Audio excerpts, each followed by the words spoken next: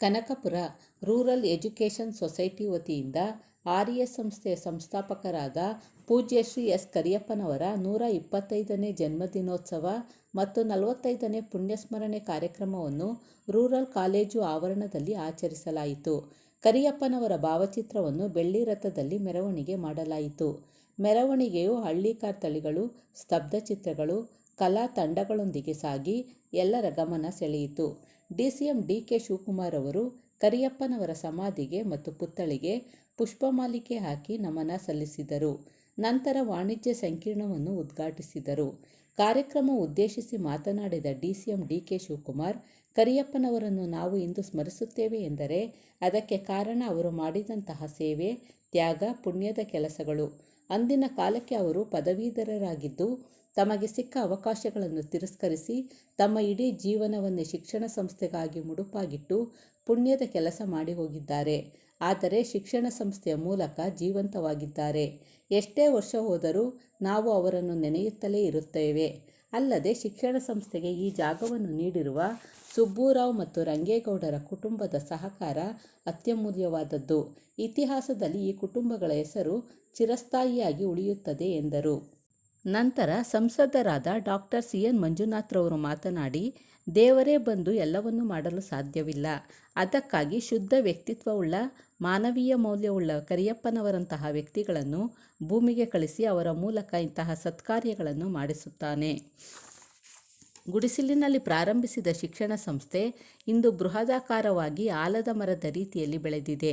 ನಿಸ್ವಾರ್ಥತೆಯಿಂದ ಈ ಸಂಸ್ಥೆ ಕಟ್ಟಿ ಬೆಳೆಸಿರುವ ಕರಿಯಪ್ಪನವರಿಗೆ ಇನ್ನೂ ಹೆಚ್ಚಿನ ಗೌರವ ಸಲ್ಲಿಸಬೇಕೆಂದರೆ ಇದನ್ನು ವಿಶ್ವವಿದ್ಯಾಲಯವಾಗಿ ಪರಿವರ್ತಿಸಿದಾಗ ಮಾತ್ರ ಎಂದರು. ಈ ಸಂದರ್ಭದಲ್ಲಿ ಸಂಸ್ಥೆಯ ಅಭಿವೃದ್ಧಿಗೆ ಸಂಸದರ ನಿಧಿಯಿಂದ 50 ಲಕ್ಷ ರೂಪಾಯಿ ನೀಡುವುದಾಗಿ ಸಂಸದರಾದ ಡಾಕ್ಟರ್ ಮಂಜುನಾಥ್ ತಿಳಿಸಿದರು. ಸಂಸ್ಥೆಯ ಹಳೆಯ ವಿದ್ಯಾರ್ಥಿಗಳು ಮತ್ತು ರಾಜ್ಯಸಭಾ ಸದಸ್ಯರಾದ ಕುಪೇಂದ್ರ ರೆಡ್ಡಿಯವರು ಮಾತನಾಡಿ, ಬದ್ಧತೆಯಿಂದ ಕಟ್ಟಿ ಬೆಳೆಸಿರುವ ಕರಿಯಪ್ಪನವರ ಈ ಸಂಸ್ಥೆಯನ್ನು ಮತ್ತಷ್ಟು ಎತ್ತರಕ್ಕೆ ಬೆಳೆಸಿ ಅವರಿಗೆ ನಾವು ಚಿರಋಣಿಗಳಾಗಬೇಕು. ಈ ನಿಟ್ಟಿನಲ್ಲಿ ಸಂಸ್ಥೆಗೆ 1 ಕೋಟಿ ರೂಪಾಯಿ ದೇಣಿಗೆ ನೀಡುವುದಾಗಿ ಘೋಷಿಸಿದರು. ಕಾರ್ಯಕ್ರಮದಲ್ಲಿ ಆರ್ಯ ಸಂಸ್ಥೆ ಅಧ್ಯಕ್ಷರಾದ ಶ್ರೀಕಂಠು ಮತ್ತು ಆಡಳಿತ ಮಂಡಳಿ ಸದಸ್ಯರು, ಪ್ರಾಂಶುಪಾಲರು, ಪ್ರಾಧ್ಯಾಪಕರು, ಶಾಸಕರಾದ ಇಕ್ಬಾಲ್ ಹುಸೇನ್, ಎಂಎಲ್ಸಿ ಎಸ್ ರವಿ ಮತ್ತು ಸುಧಾಮದಾಸ್ ಹಾಗೂ ಅನುಸೂಯ ಮಂಜುನಾಥ್ ಮುಂತಾದವರು ಉಪಸ್ಥಿತರಿದ್ದರು. ನನ್ನನ್ನು ಬೆಳೆಸಿರುವಂಥವರು ನಮ್ಮ DCM ಆಗಿರುವಂಥ ಶಿವಕುಮಾರ್ ಸರ್ ಅವರು, ಅವರಿಗೆ ನಾನು ಧನ್ಯವಾದಗಳನ್ನ ಹಾಗೂ ವೆಲ್ಕಮ್ ಹೇಳ್ತೀನಿ. ಹಾಗೂ ಮಂಜುನಾಥ್ ಅವರಿಗೆ ನಮನಗಳನ್ನ ತಿಳಿಸ್ತಾ, ರಾಷ್ಟ್ರಕವಿ ಕುವೆಂಪು ಅವರ ಒಂದು ಕವನದ ಮುಖಾಂತರ ಪ್ರಾರ್ಥನೆಯನ್ನು ಮಾಡೋದಕ್ಕೆ ಬಹಳ ಖುಷಿ ಇದೆ.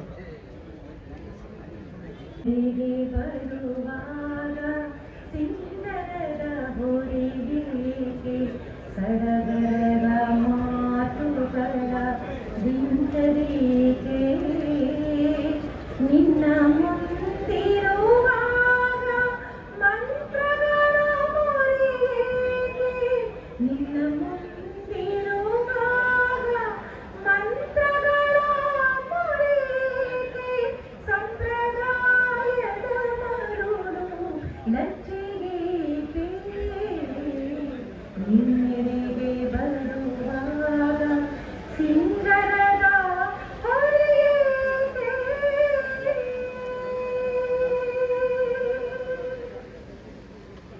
ನೂರದ ಗೆಜ್ಜೆಗಳ ಕಿಂಕಿಣಿಯಲ್ಲಿ ನಿನ್ನ ಸರಿಗೊರಲಿ ಚರಣ ಕೆಡಿಸದಿರಲಿ, ಮಂತ್ರಗಳ ಜವಾನಿಕೆಯು ದೊರೆ ನಿನ್ನ ಸಿರಿಮೈಯ, ಮಂತ್ರಗಳ ಜವಾನಿಕೆಯು ದೊರೆ ನಿನ್ನ ಸಿರಿಮೈಯ, ಸೌಂದರ್ಯವನು ಮಾಗು ಗೈಯದಿರಲಿ,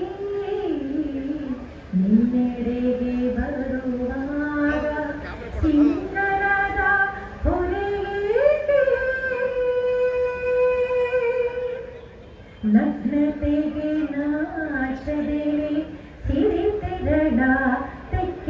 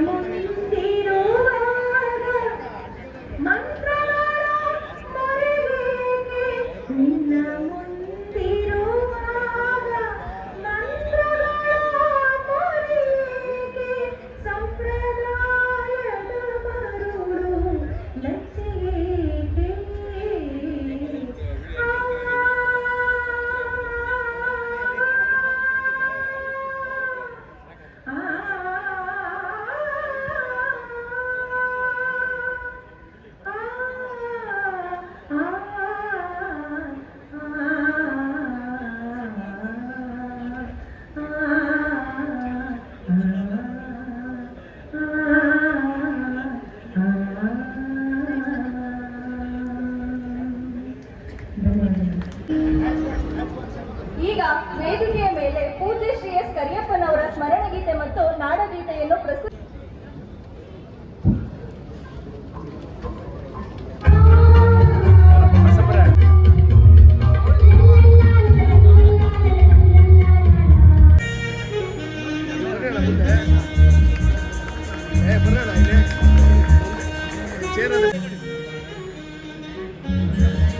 ವಿದ್ಯಾರ್ಥಿ ಇವರಿಗೂ ಕೂಡ ಕಾರ್ಯಕ್ರಮಕ್ಕೆ ಆತ್ಮೀಯವಾದ ಸ್ವಾಗತವನ್ನು ಬಯಸುತ್ತಿದ್ದೇವೆ.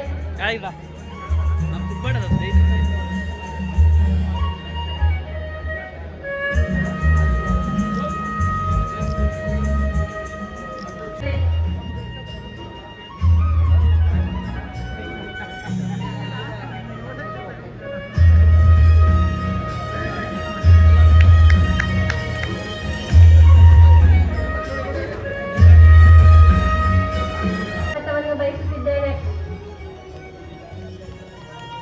ಸನ್ಮಾನ್ಯ Shri D K Suresh sir, ಅಧ್ಯಕ್ಷರು, ಬಗರ್ ಹುಕುಂ ಸಾಗುವಳಿ ಕ್ರಮೀಕರಣ ಸಮಿತಿ, ಇವರಿಗೂ ಕೂಡ ಅವರ ಅನುಪಸ್ಥಿತಿಯಲ್ಲಿ ತುಂಬು ಹೃದಯದಿಂದ ಸ್ವಾಗತವನ್ನು ಬಯಸುತ್ತಿದ್ದೇನೆ. ಸನ್ಮಾನ್ಯ Shri H A Iqbal Hussain sir, ಮಾನ್ಯ ಶಾಸಕರು, ರಾಮನಗರ ವಿಧಾನಸಭಾ ಕ್ಷೇತ್ರ, ಇವರಿಗೂ ಕೂಡ ಕಾರ್ಯಕ್ರಮಕ್ಕೆ ಆತ್ಮೀಯವಾದ ಸ್ವಾಗತವನ್ನು ಬಯಸುತ್ತಿದ್ದೇನೆ. ಸನ್ಮಾನ್ಯ ಶ್ರೀ ಎಸ್ ರವಿ ಸರ್, ಮಾನ್ಯ ವಿಧಾನ ಪರಿಷತ್ ಸದಸ್ಯರು, ಬೆಂಗಳೂರು ಗ್ರಾಮಾಂತರ ಕ್ಷೇತ್ರ, ಇವರಿಗೂ ಕೂಡ ಸರ್, ಮಾನ್ಯ ವಿಧಾನ ಪರಿಷತ್ ಸದಸ್ಯರು, ಇವರಿಗೂ ಕೂಡ ಕಾರ್ಯಕ್ರಮಕ್ಕೆ ಆತ್ಮೀಯವಾದ ಸ್ವಾಗತವನ್ನು ಬಯಸುತ್ತಿದ್ದೇನೆ.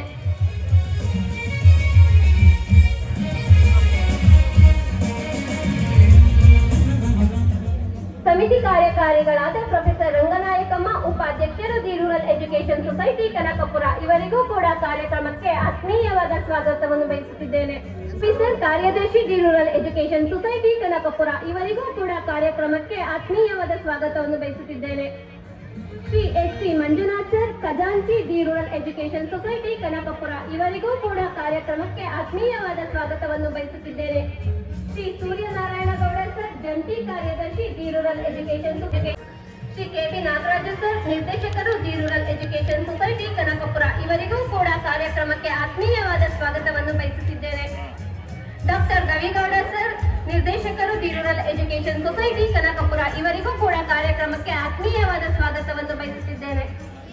ಶ್ರೀ ಕೆಜಿ ತಿಮ್ಮಪ್ಪ, ನಿರ್ದೇಶಕರು, the rural education society Kanakapura, ಇವರಿಗೂ ಕೂಡ ಕಾರ್ಯಕ್ರಮದ ಅಧ್ಯಕ್ಷತೆಯನ್ನು ವಹಿಸಿರುವ ನಮ್ಮ ಘನ ಸಂಸ್ಥೆಯ ಅಧ್ಯಕ್ಷರಾದ ಶ್ರೀ ಎಚ್ ಕೆ ಶ್ರೀಕಂಠ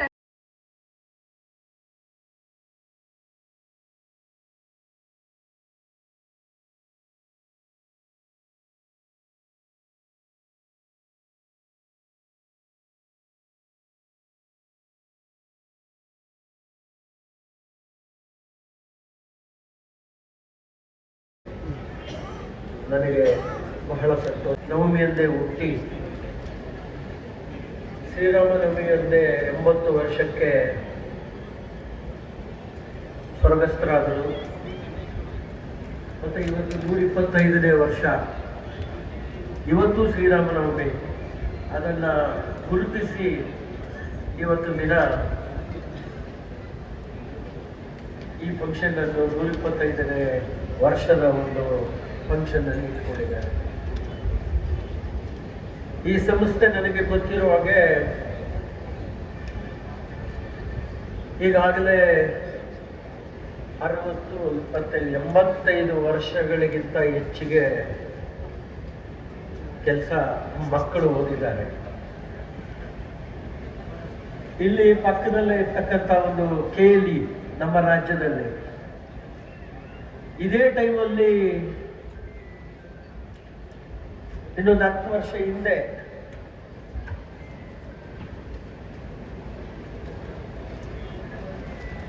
ಓಪನ್ ಆದಂಥ ಒಂದು ಇನ್ಸ್ಟಿಟ್ಯೂಷನ್ನು ಇವತ್ತು 300 ಶಾಲೆಗಳನ್ನು ನಡೆಸ್ತಾ ಇದೆ. ನಮ್ಮ ರೂರಲ್ ಎಜುಕೇಶನಲ್ ಸೊಸೈಟಿ ಕರಿಯಪ್ಪನವರು ಇರೋವಾಗಲೇ ಇಲ್ಲಿನ ಸ್ಕೂಲು, ನಮ್ಮ ಹಾರವಳ್ಳಿ ಮತ್ತು ಸಾತನೂರು ಎಲ್ಲ ಕಡೆನೂ ಸ್ಕೂಲುಗಳನ್ನು ಓಪನ್ ಮಾಡಿದರು. ಈ ಶಾಲೆಯನ್ನು ಮುಂದುವರಿಸಬೇಕಾದ್ರೆ ತಾನೇ ಶ್ರೀಕಂಠ ಅವರು ಹೇಳ್ತಿದ್ರು, ಸುಮಾರು ದಶರಥ ಮಹಾರಾಜನ ದೇವಸ್ಥಾನ ನಾವೆಲ್ಲೂ ನೋಡುವುದಿಲ್ಲ. ಎಲ್ಲಿ ನೋಡಿದ್ರು ಕೂಡ ಬೆಂಗಳೂರಿಂದ ಮೈಸೂರು ಗಂಟೆ ಎಲ್ಲೋದ್ರು ಕೂಡ ಆಂಜನೇಯ ದೇವಸ್ಥಾನ ನೋಡ್ತೀವಿ. ಯಾಕೆ ಅಂದ್ರೆ ಸಮಾಜ ಯಾರು ಸೇವೆ ಮಾಡ್ತಾರೆ ಸಮಾಜ ಅವರನ್ನ ಗುರುಸ್ತದೆ. ಹಂಗೆ ಇವತ್ತು ಕರಿಯಪ್ಪನವರು ಮಾಡಿದಂಥ ಸೇವೆ, ಅವರು ಮಾಡಿದಂಥ ಈ ಒಂದು ಕನಕಪುರಕ್ಕೆ ಕೊಟ್ಟಂತ ಒಂದು ಶಕ್ತಿ. ಸೊ ಹೂವಿನ ಸುಗಂಧ ಗಾಳಿಯಲ್ಲಿ ಬೀಸಿದ್ರೆ ಮಾತ್ರ ಹೋಗ್ತದೆ ಹೊತ್ತು ಆ ವ್ಯಕ್ತಿಯ ಒಡೆತನ ಯಾವ ದಿಕ್ಕಲ್ಲಿ ಸುಗಂಧ ಆಗ್ತದೆ ಅಂತಂದ್ರೆ ಯಾರು ನೋಡ್ಲಿಕ್ಕೆ ಸಾಧ್ಯ ಇಲ್ಲ. ಹಂಗೆ ಜ್ಞಾನದ ಸುಗಂಧವನ್ನ ನಮ್ಮ ತಾಲೂಕಿನಲ್ಲಿ ಹರಡಿ ಇವತ್ತು ನಮ್ಮೆಲ್ಲರೂ ಕೂಡ ಒಂದು ದೊಡ್ಡ ಶಕ್ತಿ ಕೊಟ್ಟಿದ್ದಾರೆ. ಸೊ ಅದರಿಂದ ನಾವೆಲ್ಲ ಸ್ಮರಿಸ್ಕೊಳ್ತಾ ಇದ್ದೇವೆ, ನೆನೆಸ್ಕೊಳ್ತಾ ಇದ್ದೇವೆ. ಈಗ ನಮ್ಮ ತಾಯಿ ನಾವೆಲ್ಲ ನೆನೆಸ್ಕೊಳ್ತೇವೆ. ಅಮ್ಮನ ನೆನಪು ಪ್ರೀತಿಯ ಮೂಲ, ಗುರುವಿನ ನೆನಪು ಜ್ಞಾನದ ಮೂಲ, ದೇವರ ನೆನಪು ಭಕ್ತಿಯ ಮೂಲ, ಈ ಮೂರರ ನೆನಪು ಮನುಷ್ಯತ್ವ ಮೂಲ, ಮನುಷ್ಯತ್ವ ಮೋಕ್ಷಕ್ಕೆ ಮೂಲ. ಹಂಗೆ ಇವತ್ತು ನಾವು ನೀವೆಲ್ಲ ಇಲ್ಲಿ ಸೇರಿ ಕರಿಯಪ್ಪನವರ ನೆನೆಸ್ಕೊಂಡು ಅವರು ಮಾಡಿದಂಥ ಸೇವೆಗೆ ಅವರ ಮಾರ್ಗದರ್ಶನದಲ್ಲಿ ನಾವೆಲ್ಲ ಋಣ ತೀರಿಸಬೇಕು ಅಂತ ಹೇಳಿ ಇಲ್ಲಿ ನಾವು ಸೇರಿ ನಾವು ಕೂಡ ಮೋಕ್ಷವನ್ನು ಸೇರಿಸಲಿಕ್ಕೆ ಒಂದು ಪ್ರಯತ್ನವನ್ನು ಮಾಡ್ತಾ ಇದ್ದೀವಿ ಅಂತ ಹೇಳಿ ನಾನು ಭಾವಿಸ್ಕೊಂಡಿದ್ದೇನೆ. ಆದ್ರಿಂದ ಈ ಸಂದರ್ಭದಲ್ಲಿ HK ಕರಿಯಪ್ಪನವರ ನೆನಪುಗಳು, ನಾನು ನಂದೊಂದು ಸ್ವಂತ ನೆನಪು ನಿಮ್ಗೆ ಹೇಳಿ ಬೇರೆ ವಿಚಾರಕ್ಕೆ ತೆಗೆದುಕೊಂಡು ಹೋಗ್ತಾ ಇದ್ದೇನೆ. ನಾನು ರಾಜಾಜಿನಗರದಲ್ಲಿ ಒಳ್ಳೆ ವಿದ್ಯಾಭ್ಯಾಸ ಇರಲಿಲ್ಲ ಅಂತ ಹೇಳಿ ಇಲ್ಲೇ ಸೈಂಟ್ ರೀಟಾ ಸ್ಕೂಲಲ್ಲಿ, ಕನಕಪುರದ ಸೈಂಟ್ ರೀಟಾ ಸ್ಕೂಲಲ್ಲಿ ಬಂದು ಇಲ್ಲೇ ಮಳಗಾಳಿಂದ ನನ್ನನ್ನು ಕರ್ಕೊಂಡು ಹೋಗ್ತಾ ಇದ್ರು. ಒಂದು ವರ್ಷ ಓದಿದೆ. ಆಮೇಲೆ ನನ್ನ ತಂದೆ ತಾಯಿಗಳು ನನ್ನನ್ನು ಬೆಂಗಳೂರಿಗೆ NPS ಸ್ಕೂಲ್ ಸೇರಿಸಿದ್ರು ರಾಜಾಜಿನಗರದಲ್ಲಿ. ಅಲ್ಲಿ ಸ್ವಲ್ಪ TC ಕೊಟ್ಟು ಕಳಿಸ್ಬಿಟ್ರು. ಈ ಹುಡುಗ ತುಳು ಹುಡುಗ ಅಂತೇಳಿ ಗೋಪಾಲ್ ಕೃಷ್ಣ ನನಗೆ TC ಕೊಟ್ಟು ಕಳಿಸ್ಬಿಟ್ರು. ಆಮೇಲೆ ತಿರ್ಗಾ ನೀನು 8th ಸ್ಟ್ಯಾಂಡರ್ಡ್ ಬಾರಿನು, ಆಮೇಲೆ ನೀನು ಸೇರಿಸ್ಕೊಳ್ತೀನಿ ಅಂತೇಳಿ 5-6ನೇ ಕ್ಲಾಸ್ಗೆ ಕಳಿಸ್ಬಿಟ್ರು. ನಾನು ಕಳಿಸಾದ್ಮೇಲೆ ಕೊನೆಗೆ ನಮ್ಮ ತಂದೆ ತಾಯಿಗೆ ಛಲ, ವಾಪಸ್ಸು ಅದೇ ಸ್ಕೂಲ್ ಸೇರಿಸ್ಬೇಕು ಅಂತ ಛಲ. ಗೋಪಾಲ್ ಕೃಷ್ಣ ಅವ್ರ ಹತ್ರಕ್ಕೆ ಹೋಗ್ತಾರೆ. ಈಗಲಿದ್ದಾರೆ ಅದು ಗೋಪಾಲ್ ಕೃಷ್ಣ ಅವರು. ನಾನು ಅವ್ರು ಭಾಳ ಒಟ್ಟಾಗಿದ್ದೆ ನಮ್ಮದು. ಅವ್ರು ಹೋದಾಗ ಕೊನೆಗೆ ಅಡ್ಮಿಷನ್ ಕೊಡಲಿಲ್ಲ ಅಂತೇಳಿ ಕೊನೆಗೆ ಇಲ್ಲಿ ಕರಿಯಪ್ಪನವ್ರು MLA, ನಮ್ಮ ತಾತ ತಾಲೂಕು ಬೋರ್ಡ್ ಮೆಂಬರು. ಅಲ್ಲಿಗೆ ಬಂದು ಅಡ್ಮಿಷನ್ ಬರ್ತಾರೆ. ಅಲ್ಲಿ ವೆಂಕಟರಮಣ ಶೆಟ್ರು ಅಂತ ಒಂದು ಅಂಗಡಿ, ಚಿನ್ನ ಬೆಳ್ಳಿ ಅಂಗಡಿ ಇದೆ ನಮ್ಗೆ ಬೇಕಾದವರು. ಅಲ್ಲಿ ದೂನ್ತೂರು ಮಾರೇಗೌಡರು ಅನ್ನೋರು ಅವ್ರ ಸ್ನೇಹಿತರು, ಕರಿಯಪ್ಪನವ್ರಿಗೂ ಸ್ನೇಹಿತರು, ನಮ್ಮ ಸ್ನಾತಕ ಸ್ನೇಹಿತರು. ಅವರು ಕೂತಿದ್ರು. ಅಲ್ಲಿ ಕೂತಿದ್ದಾಗ ಅವ್ರನ್ನ ಕರ್ಕೊಂಡು ಹಿಂಗೆ ನನ್ನ ಮೊಮ್ಮಗನ ಸೀಟ್ ಬೇಕಣೆಯ, ಕರಿಯಪ್ಪನವ್ರ ಹತ್ರ ಹೋಗ್ಬೇಕು, ನಡಿ ಹೋಗೋಣ ಅಂತ ಅವ್ರನ್ನ ಕರ್ಕೊಂಡು ಬಂದರು. ಬಂದಾಗ ಹೊಸದುರ್ಗವ್ರು ಮಾರೇಗೌಡರು ಅಂತಿದ್ರು, ಹೊಳ್ಳ ಅಂತ ಒಬ್ರು ಆರೋಳ್ಳಿಯವರು ಇದ್ರು. ಈಗ ಅವ್ರ ಮಕ್ಕಳೆಲ್ಲ ಇದ್ದಾರೆ. ಅವರಿಬ್ರು ಬಂದು ಇಲ್ಲಿ ಕೂತಿದ್ರು, ನಡ್ಕೊಂಡು ಬಂದು ಬಂದ ತಕ್ಷಣ ಇಲ್ಲಿಗೆ ನಾನು ಚಿಕ್ಕ ಹುಡುಗ ನನ್ನ ಹಿಂದೆ ಕರ್ಕೊಂಡು ಬಂದು ನಮ್ಮ ತಂದೆ, ನಮ್ಮ ತಾತ, ದೂನ್ತೂರು ಮಾರೇಗೌಡರು ಎಲ್ಲ ಬಂದರು. ಇಲ್ಲಿಗೆ ಬಂದ ತಕ್ಷಣ ಹಾಸ್ಟೆಲ್ಲಿ ಊಟ ಮಾಡಿದ ತಕ್ಷಣ ದುಡ್ಡು ಕೊಡಬೇಕಾಗಿತ್ತು ಊಟಕ್ಕೆ. ಫ್ರೀ ಊಟ ಕೊಡ್ತಿರ್ಲಿಲ್ಲ ಅವರು ಅವತ್ತಿನ ಕಾಲದಲ್ಲಿ. ಸೊ ಊಟ ಮಾಡಿದ ತಕ್ಷಣ ಕೊನೆಗೆ ಏನು ಸಮಾಚಾರ ಅಂತ ಹಿಂಗೆ ನನ್ನ ಮೊಮ್ಮಗನ ಸೀಟ್ ಬಂದಿತ್ತು. ಆಮೇಲೆ ನಾವು ತಂದೆ ಏನು ಮಾಡ್ತಾ ಇದ್ರೆ ಯಾವುದೋ ಒಂದು PLD ಬ್ಯಾಂಕಲ್ಲಿ ಕ್ರಾಸ್ ವರ್ಕ್ ಮಾಡ್ಬಿಟ್ಟಿದ್ದಾರೆ. ಬೈದ್ರು, ನಿನ್ನ ಮಗ ಕ್ರಾಸ್ ವರ್ಕ್ ಮಾಡ್ತಾನೆ, ಅವನು ಸೀಟ್ ಕೊಡಿಸ್ಬೇಕು ಅವನ ಮಗನಿಗೆ. ಇಲ್ಲ ಬಿಡಿ, ನನ್ನ ಮಗನ ಮಾತು ಕಟ್ಟಬೇಡಿ, ನನ್ನ ಮೊಮ್ಮಗ ಮುಖ್ಯ ಅಂತೇಳಿ ಕೊನೆಗೆ ಮಾರೇಗೌಡರು ಇವರಿಬ್ಬರು ಹೇಳಿದ ತಕ್ಷಣ ಆಯ್ತು ನಡಿ ಅಂತೇಳಿ ಒಪ್ಕೊಂಡ್ರು. ಅಲ್ಲಿ ಪುಟ್ಟರಾಮು ಅಂತ ಅಂದ್ಬಿಟ್ಟು, ಈಗ ಅವ್ರ ಮಕ್ಕಳಿದ್ದಾರೆ, ಪುಟ್ಟರಾಮು ಇಲ್ಲ, ಅವ್ರದ್ದೊಂದು ಕಾರ್ ಇತ್ತು, ಕರಿ ಅಂಬಾಸಿಡರ್ ಕಾರು, ಇನ್ನು ನನಗೆ ಹಚ್ಚಿದೆ. 5 ರೂಪಾಯಿ ಟ್ಯಾಕ್ಸಿ ಬಿಲ್ ಅದು. ಕರ್ಕೊಂಡು ಅವ್ರ ಹತ್ರ ಕಾರಿಲ್ಲ, ಕರಿಯಪ್ಪನವ್ರಕ್ಕೆ ಟ್ಯಾಕ್ಸಿ ಮಾಡಿಕೊಂಡು ನಾವು ಹೋದೋ. ದೇವರಾಜ ಮನೆಗೆ ಹೋದೋ. ಫಸ್ಟು ಇವ್ರ ಮನೆಗೆ ಹೋದ್ರು, ಮಲ್ಲಿಕಾರ್ಜುನ ಸ್ವಾಮಿಯಲ್ಲಿ. ಅವರಿಗೆ ಮಲ್ಲಿಕಾರ್ಜುನ ಸ್ವಾಮಿಯವರು ಕರಿಯಪ್ಪನವ್ರಿಗೆ ಮಂತ್ರಿ ಆಗುವಂತ ದೇವರಾಜ ಅವರು ಆಫರ್ ಮಾಡಿರ್ತಾರೆ. ಅವರು ಬೇಡ, ನನ್ನ ಸಂಸ್ಥೆ ಹಾಳಾಗೋಯ್ತದೆ ಅಂತೇಳಿ ನಮ್ಮ ಪಕ್ಕದ ಮಳವಳ್ಳಿ ಕ್ಷೇತ್ರದ ಶಾಸಕರು ಅವ್ರನ್ನ ಮಾಡಿರ್ತಾರೆ, ಮಂತ್ರಿ ಅವ್ರನ್ನ ಮಾಡಿರ್ತಾರೆ. ಅವ್ರು ಮಾಡಾದ್ಮೇಲೆ ಕೊನೆಗೆ ಅವರು ಪ್ರೈಮರಿ ಎಜುಕೇಷನ್ ಮಿನಿಸ್ಟರ್ ಅವ್ರಿಗೆ ಹೋಗಿ ಹೇಳಿದ್ರು ಈ ಥರ ಸೀಟ್ ಬೇಕು ಅಂತ. ಸೊ ಇವರು ಮಲ್ಲಿಕಾರ್ಜುನ ಸ್ವಾಮಿ ಅವರು ಗೋಪಾಲ್ ಕೃಷ್ಣ ಕರೆದ್ರು, ಸೀಟ್ ಕೊಡಬೇಕು ಅಂತ ಹೇಳಿದ್ರು. ಆ ಗೋಪಾಲ್ ಕೃಷ್ಣ ಗೌರವ ಕೊಡಲಿಲ್ಲ ಅವ್ರಿಗೆ, ಇಲ್ಲ ನಾನು ಕೊಡೋಕ್ಕಾಗೋದಿಲ್ಲ ಈ ಹುಡುಗಿಗೆ ಅಂತೇಳಿ ಅವ್ರು ಕೊಡಲಿಲ್ಲ. ಸೊ ಅದಾದಮೇಲೆ ಕೊನೆಗೆ ನಮ್ಮ ಕರಿಯಪ್ಪನವರು ಜಗಳ ಮಾಡಿಬಿಟ್ರು ಮಲ್ಲಿಕಾರ್ಜುನ್, ಏನಯ್ಯ ನೀನು ನಮ್ಮ ಮಂತ್ರಿ ಮಾಡಿದ್ದೀನಿ, ನಮ್ಮ ಹುಡುಗಿಗೆ ಒಂದು ಸೀಟ್ ಕೊಡ್ಸೋಕ್ಕಾಗಲಿಲ್ಲ, ನೀನು ಯಾವ ಮಂತ್ರಿ ಅಂತೇಳಿ ಗಲಾಟೆ ಮಾಡಿಬಿಟ್ರು. ಆಮೇಲೆ ಕೊನೆಗೆ ಮಲ್ಲಿಕಾರ್ಜುನ ಸ್ವಾಮಿ ಅವರು, ಕರಿಯಪ್ಪನವರು, ನಮ್ಮ ತಾತ, ಈಗ ಬಾಲಪುರಿ ಒಂದು ಮನೆ, ಮುಖ್ಯಮಂತ್ರಿ ಮನೆ, ಅಲ್ಲಿ ಕರ್ಕೊಂಡು ಹೋದ್ರು. ಕರ್ಕೊಂಡು ಹೋದ ತಕ್ಷಣ ಗೋಪಾಲ್ ಕೃಷ್ಣ ಅವರು CAE 1 ಕಾರ್ ನಂಬರ್ ನನಗೆ ಈಗ ಹಚ್ಚಿದೆ, ಒಂದು Fiat ಕಾರಲ್ಲಿ ಚೀಫ್ ಮಿನಿಸ್ಟರ್ ಮನೆಗೆ ಅವ್ರು ಬಂದರು, ಕರ್ಸೋದ್ರಲ್ಲಿ. ಕರ್ಸಿ ಒಳಗಡೆ ಏನು ಮಾತಾಡೋದು ಗೊತ್ತಿಲ್ಲ. ಈಚೆ ಬಂದರು. ಈಚೆ ಬಂದ ತಕ್ಷಣ ದೇವರಾಜ ಸ್ವಾಮಿ ಸರಿ ಇಲ್ಲ ಅಂದ್ಬಿಟ್ಟು ಯಾರೊಬ್ಬ PA ಕರೆದ್ಬಿಟ್ಟು, ಈ ವಿದ್ಯಾವರ್ಧಕ ಸ್ಕೂಲವರು ಒಂದು ಸ್ಕೂಲ್ನ ಅರ್ಜಿ ಹಾಕೊಂಡಿದ್ರು, English medium school, Sardar Vallabhbhai Patel ಅಂತ ಒಂದು ಸ್ಕೂಲ್ ಶುರುವಾಯಿತು. ಆ ಕರೆದ್ಬಿಟ್ಟು ಇಲ್ಲಿ ಸೀಟ್ ಕೊಡುವಂತ ಪ್ರಭಾಕರ್ ಮಗ, ಏಕೆ ನಮ್ಮ ಮನೆಗಿದ್ರು, ನಾನು ನನ್ನ ತಮ್ಮ, ನನ್ನ ಕಸಿನ್ ಅಂತ ವಾಸು ಅಂತ, ಇಬ್ಬರಿಗೂ ಸೇರಿ ವಿದ್ಯಾವರ್ಧಕ ಸಂಘದಲ್ಲಿ ಸೀಟ್ ಕೊಟ್ಟರು. ಮಂಜುನಾಥ್ ಅವರು ಅದೇ ಸ್ಕೂಲ್ನಲ್ಲಿ ಹೋಗ್ಬೇಕು. ಎಲ್ಲಿ ಮಂಜುನಾಥ್, ನೀವು ವಿದ್ಯಾವರ್ಧಕ ಸಂಘ ಸ್ಟೂಡೆಂಟ್ ಅಂತ ಹೇಳ್ತಾ ಇದ್ದೀನಿ ನಾನು. ಸೊ ಅವರು ವಿದ್ಯಾವರ್ಧಕ ಸಂಘಕ್ಕೆ ಅವರು ಕೂಡ, ಅವರು ಅಲ್ಲಿ ನನ್ನ ಜೊತೆ ಜೂನಿಯರು ಸೀನಿಯರು ಒಂದು ಕ್ಲಾಸ್ ಹೆಚ್ಚು ಕಮ್ಮಿ ಇದ್ರು ಅವರು. ಸೊ ಅಲ್ಲಿ ಸೇರಿಸಿದ್ರು. ಹಂಗೆ ಕರಿಯಪ್ಪನವರು ಅವ್ರ ಕಾಲದಲ್ಲಿ ನನ್ನ ಬದುಕಿಗೆ ಬದಲಾವಣೆಗೆ, ಅದಾದ ಮೇಲೆ ತಿರ್ಗಾ ಬಿಡಿ ನಾನು ರಾಜಕೀಯಕ್ಕೆ ಬಂದೆ. ಅಲ್ಲಿ ರಾಜ್ಯ ನೋಡಿ, ಮುಖ್ಯಮಂತ್ರಿ ಮನೆ ನೋಡಿ, ಶಾಸಕರು ಮನೆ ನೋಡಿ, ಮಂತ್ರಿ ನೋಡ್ಬಿಟ್ಟು ನಾನು ಅವತ್ತು ಶಾಸಕನಾಗಬೇಕು ಅಂತೇಳಿ ಪ್ರತಿಜ್ಞೆ ಮಾಡಿ ಇಲ್ಲಿವರೆಗೂ ಬೆಳೆದಿದ್ದೀನಿ. ಇನ್ನು ಮುಂದಕ್ಕೆ ಏನೋ ನನಗೆ ಗೊತ್ತಿಲ್ಲ, ನೀವು ನನ್ನ ಬೆಳೆಸಿದ್ದೀರಿ. ಸೊ ಹಂಗೆ ಈ ಸಂಸ್ಥೆ ನನ್ನ ಬದುಕಿನಲ್ಲಿ ಬೇಕಾದಷ್ಟು ಬದಲಾವಣೆಯನ್ನ, ಇವತ್ತು 4 ಬಾರಿ ಕರಿಯಪ್ಪನವರು ಶಾಸಕರಾಗಿದ್ದರು, ನನ್ನ 8 ಬಾರಿ ನೀವೆಲ್ಲ ಶಾಸಕರು ಮಾಡಿದ್ದೀರಿ. ಅದಕ್ಕೆ ನಾನು ಈ ಮ್ಯಾನೇಜ್ಮೆಂಟ್ ಅವರು ನನ್ನ ಯಾವಾಗಲೂ ಮ್ಯಾನೇಜ್ಮೆಂಟಲ್ಲಿ ಎಕ್ಸೆಫಿಷಿಯೋ ಮೆಂಬರ್ ಥರ ಹೋಪ್ ಮಾಡ್ಕೊಂಡಿರ್ತಾರೆ. ನಾನು ಅವ್ರಿಗೆ ಸಿಕ್ತಾಗೆಲ್ಲ ಬೈಯದೇ ಕೆಲಸ, ಆಸ್ತಿ ತಗೊಳ್ಳಿ, ಇನ್ನೊಂದಷ್ಟು ತಗೊಳ್ಳಿ ಅಂತ ಹೇಳ್ತಾ ಇದ್ದೀನಿ. ಈಗ ಹೊಸ ಮ್ಯಾನೇಜ್ಮೆಂಟ್ ಬಂದ ಮೇಲೆ ಇದಕ್ಕೊಂದು ಹೊಸ ರೂಪ ಬಂದಿದೆ. ಇವತ್ತೆಲ್ಲ ಒಂದಷ್ಟು ಬಾಡಿಗೆ ಬರಲು ಮಾಡಿದ್ದಾರೆ, ರೂರಲ್ ಕಾಲೇಜ್ ಮಾಡಿದ್ದಾರೆ, ಇನ್ನ ಕೆಲವೆಲ್ಲ ಕಟ್ಟಬೇಕು ಅಂತ ಹೇಳಿದ್ದೇನೆ. ನಾನು ಈ ಸಂಸ್ಥೆಗೆ ನಾನು ಬೈ ಬರ್ತ್ ಮಕ್ಕಳು ಸ್ವಲ್ಪ ಕೇಳಿದಿನ, ಮಕ್ಕಳು ಕೇಳ್ತಾ ಇದ್ದೀರಾ? By birth I am an agriculturist. By profession, I am a businessman. By choice, I am an educationist. By passion, I am a politician. So ಹಂಗೆ ನನಗೆ ಈ ವಿದ್ಯೆ ಬಗ್ಗೆ ಇವತ್ತು ಈ ಸಂಸ್ಥೆ ಕರಿಯಪ್ಪನವ್ರು ಯಾಕೆ ರೂರಲ್ ಎಜುಕೇಶನ್ ಸೊಸೈಟಿ ಅಂತ ಇಟ್ರು? ಯಾವುದು ಅವ್ರ ಹೆಸರೇ ಇಟ್ಕೋಬೋದಾಯ್ತಲ್ಲ. ಗ್ರಾಮೀಣ ಮಕ್ಕಳ ವಿದ್ಯಾಭ್ಯಾಸಕ್ಕೋಸ್ಕರನೇ ಅವತ್ತಿನ ಕಾಲದಲ್ಲಿ ರೂರಲ್ ಎಜುಕೇಶನ್ ಸೊಸೈಟಿ ಕೊಡಬೇಕು ಅಂತ ಇವತ್ತು ಇಟ್ಟಿದ್ದಾರೆ. ಆವತ್ತಿನ ಕಾಲದಲ್ಲಿ ನಮ್ಮ ರಾಮೇಗೌಡರು ವಿಡಿಯೋ ಹೇಳ್ತಾ ಇದ್ರು, ಸಿರಿಕಲ್ಚರ್ ಒಂದು ಫಸ್ಟ್ ಕೋರ್ಸ್ ಶುರು ಆಗಿದ್ದಿಲ್ಲಿ. ಟಾಟಾ ಅವರು ಕೂಡ ಟಿಪ್ಪು ಸುಲ್ತಾನ್ ಅವರು ಪ್ರಾರಂಭ ಮಾಡಿದ್ಮೇಲೆ ಟಾಟಾ ಅವರು ಕೂಡ ನಮ್ಮಲ್ಲಿರುವಂಥ ರೇಷ್ಮೆ ಬಗ್ಗೆ ಹೆಚ್ಚಿಗೆ ಮಾಡಿ ಅವರು ಒಂದು ಸಂಸ್ಥೆನ ತೆಗೆದಿದ್ರು. ಸೊ ಇಲ್ಲಿ ಸಿರಿಕಲ್ಚರ್ದು ಒಂದು ಕೋರ್ಸ್ ಕೂಡ ಇಟ್ಟಿದ್ರು. ಯಾಕೆಂದ್ರೆ ಸಿಲ್ಕು ಮಿಲ್ಕು ಇವೆರಡು ಕೂಡ ಇದ್ರ ಮಾತ್ರ ಸಾಧ್ಯ ಅಂತೇಳಿ ಇವತ್ತು ಕೂಡ ನಮ್ಮ ತಾಲೂಕಿನಲ್ಲಿ ಅತಿ ಹೆಚ್ಚು ರೇಷ್ಮೆನ ನಾವೆಲ್ಲ ಬೆಳಿತೀವಿ. ನಮ್ಮ ಜಿಲ್ಲೆಯಲ್ಲೇ ರೇಷ್ಮೆನ ನಾವು ಬೆಳಿತೀವಿ.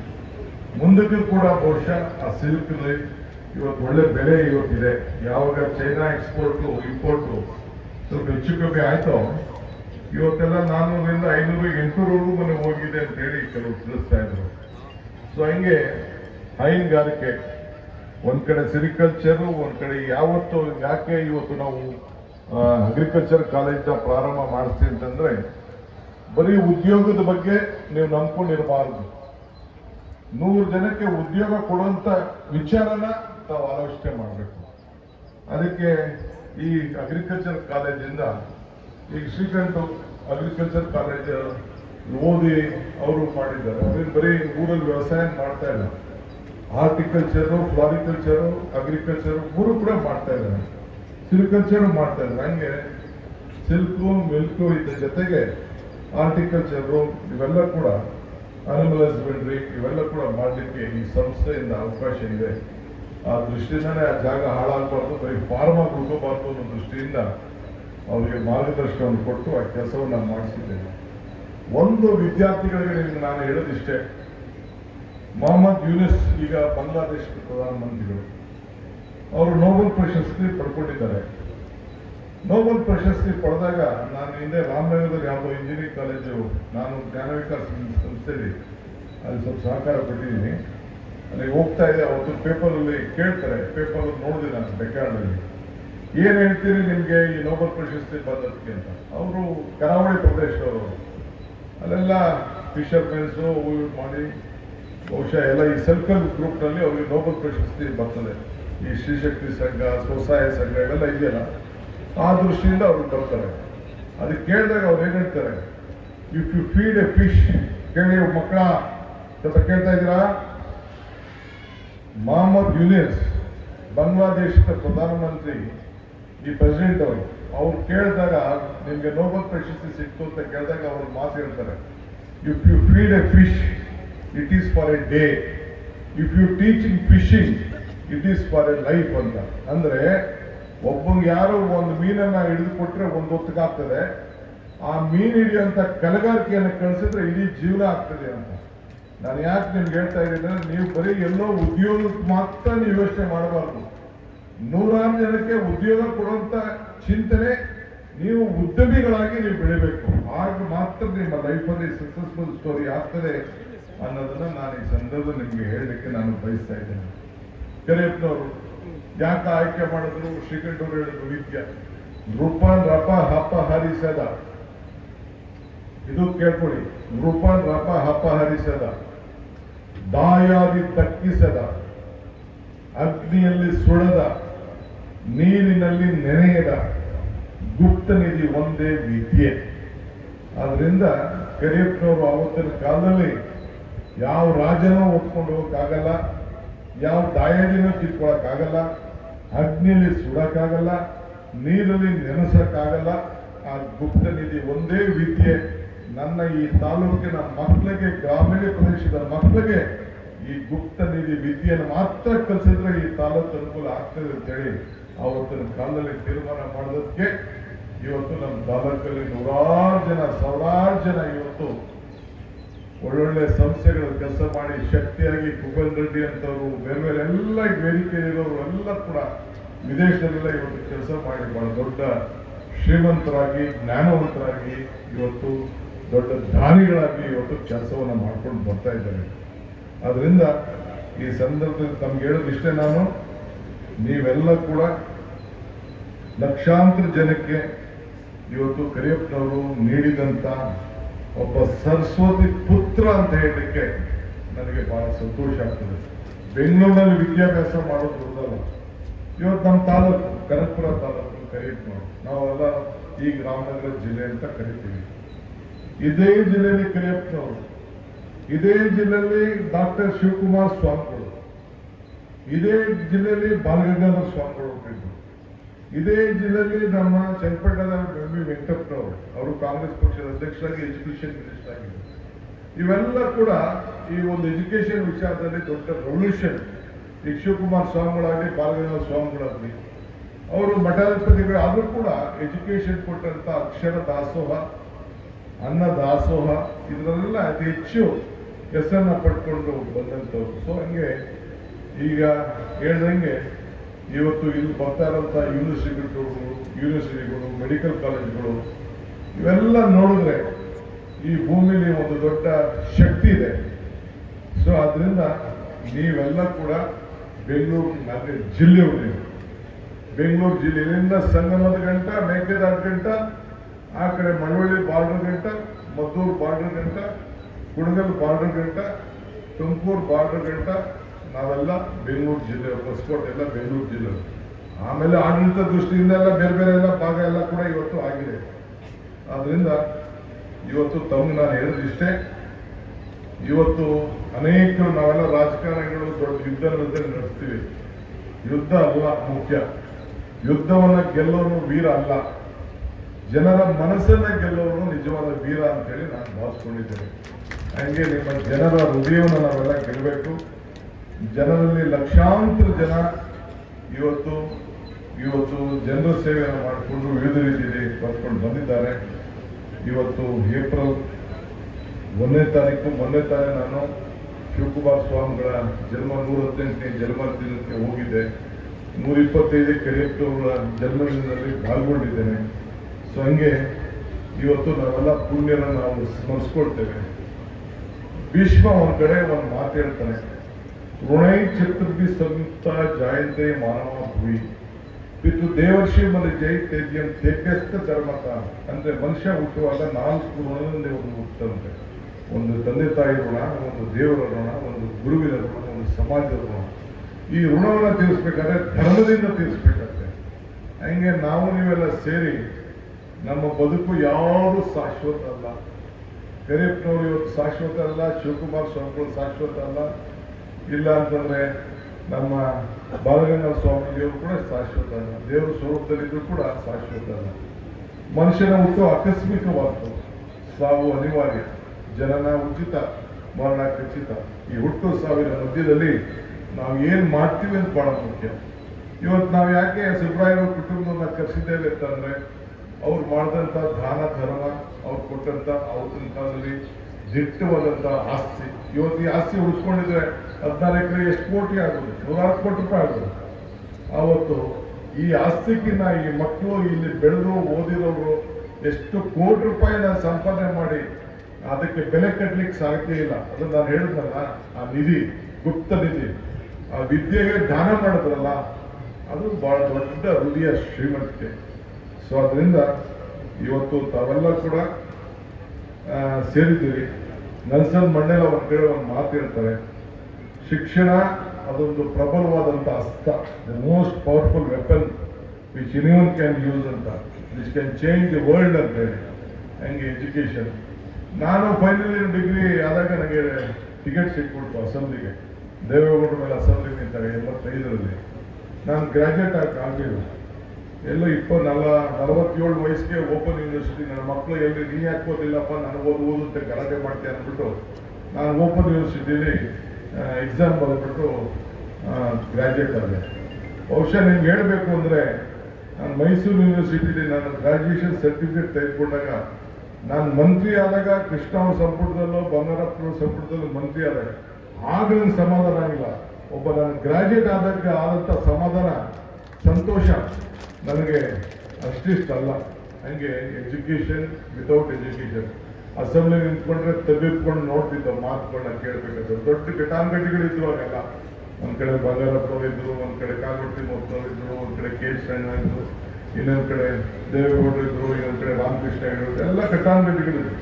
ಅವ್ರ ಮೇಲೆ ಅವ್ರ ಭಾಷೆ, ಅವ್ರ ವಿಚಾರ, ಅನುಭವ ಇವೆಲ್ಲ ನೋಡಿದಾಗ ನಮಗೆ ಜಯೇಶ್ ಪಟೇಲ್ ಇವರೆಲ್ಲ ಎಂತೆಂಥ ಜ್ಞಾನಿ ಇದ್ರು.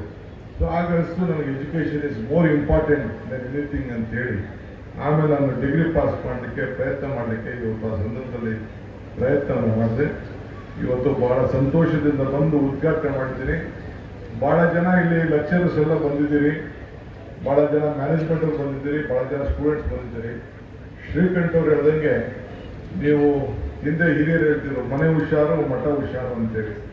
ಸೊ ಹಂಗೆ ನಿಮ್ಗೆಲ್ಲ ನಂಬಿಕೆ, ನಿಮ್ಮ ಸಂಸ್ಥೆ ಬಗ್ಗೆ ನಿಮ್ಮ ನಂಬಿಕೆ ಇಲ್ಲ ಅಂದ್ರೆ ಯಾವ ಸಂಬಂಧನೂ ಉಳಿಲಿಕ್ಕೆ ಸಾಧ್ಯ ಇಲ್ಲ.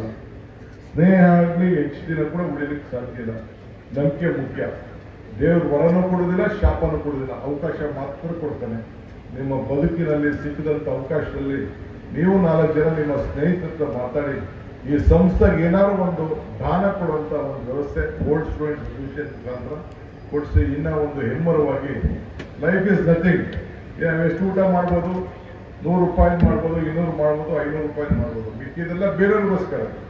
ಪರೋಪಕಾರಾಯ ಫಲಂತಿ ವೃಕ್ಷಾಯ, ಪರೋಪಕಾರಾಯ ವಹಂತಿ ನದ್ಯಾಯ, ಪರೋಪಕಾರಾಯ ಧ್ರುವಂತಿ ಗಾವ, ಪರೋಪಕಾರ ಇದಂ ಶರೀರಂ ಅಂತ ಹೇಳಿ ನಾನು ಸ್ಕೂಲಲ್ಲಿ ಹೇಳ್ಕೊಟ್ಟ ಪಾಠ ನನಗೆ ಬರ್ತದೆ.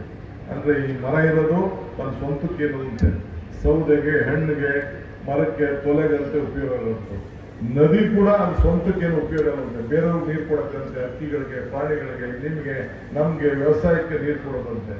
ಹಂಗೆ ಈ ಹಸು ಕೂಡ ಅಷ್ಟೇ, ಅದು ಸ್ವಂತಕ್ಕೇನು ಪ್ರಯೋಜನ ಇಲ್ಲ ಅಂತೆ, ಹೊಲ ಉಳಕ್ಕೆ, ಹಾಲು ಕೊಡಕ್ಕೆ, ಮೊಸರು ಕೊಡಕ್ಕೆ ಅನುಕೂಲ, ಗೊಬ್ಬರ ಕೊಡಕ್ಕೆ ಅನುಕೂಲ. ಹಂಗೆ ಈ ದೇಹ ಕೂಡ ಶಾಶ್ವತ ಯಾವುದು ನಮಗೂ ಇಲ್ಲ, ಅದು ಬೇರೆಯವ್ರಿಗೋಸ್ಕರನೇ.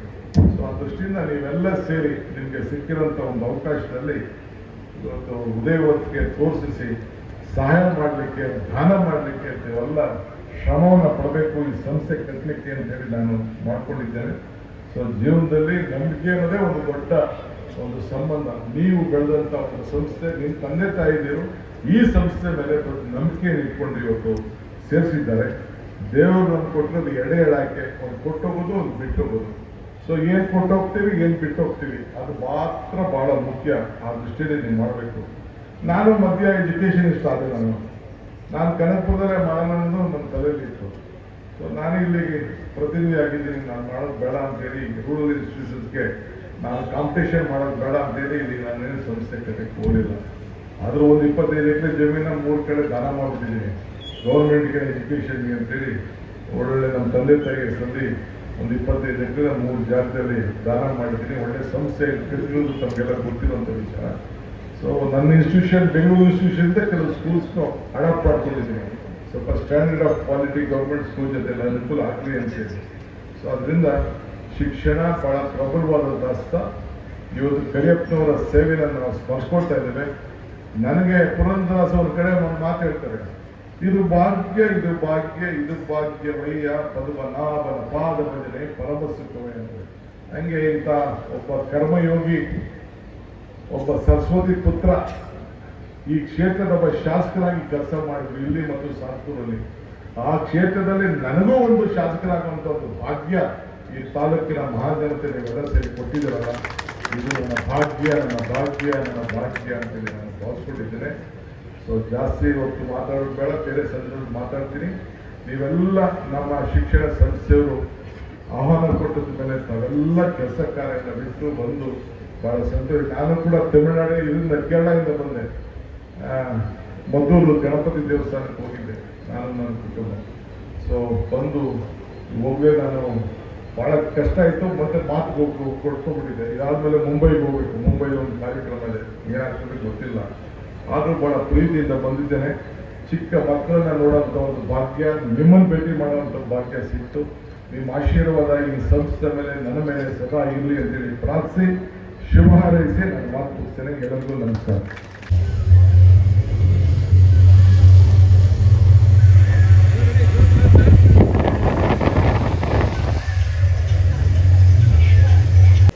ಅದರಲ್ಲಿ ಮೊದಲನೇದಾಗಿ ಸುಬ್ರಹ್ಮಣ್ಯ ಫ್ಯಾಮಿಲಿಯವರು, ಅವರು ಈ ಜಾಗ ಏನು 21 ಎಕರೆ ಇದೆ, ಇದರಲ್ಲಿ 12 ಎಕರೆ ದಾನ ಮಾಡಿದವರು. ಅವ್ರಿಗೆ ಸನ್ಮಾನವನ್ನು ಮಾಡ್ತೇವೆ. ಹಾಗೇನೆ ಗುಡ್ಡ ರಂಗೇಗೌಡ ಫ್ಯಾಮಿಲಿ, ತಿಮ್ಮೋಸ್ನವರೇ ಅವರೇ, ಅವರು ಮಕ್ಕಳು, ಅವರು 10 ಎಕರೆ ಕೊಟ್ಟು ಆತ್ಮಹತ್ಯೆ ತಂದವರು ಕರಿಯಪ್ಪನವ್ರಿಗೆ. ಅವ್ರ ಜೊತೆಗೆ ಸಂಸ್ಥೆ ಬರ್ತಾರೆ, ಅವರಿಗೂ ಸನ್ಮಾನ.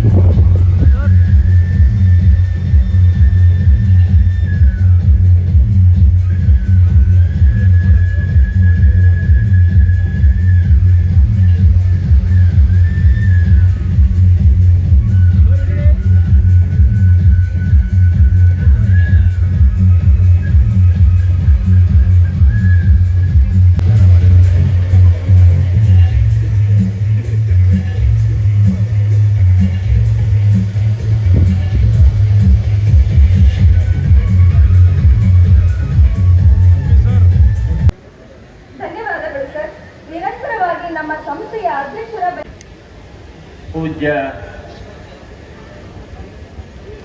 ಎಸ್ ಕರಿಯಪ್ಪನವರ 125ನೇ ಜನ್ಮದಿನೋತ್ಸವ ಹಾಗೂ 45ನೇ ಪುಣ್ಯಸ್ಮರಣೆ ಈ ಕಾರ್ಯಕ್ರಮದ ಅಧ್ಯಕ್ಷತೆಯನ್ನು ವಹಿಸಿರ್ತಕ್ಕಂಥ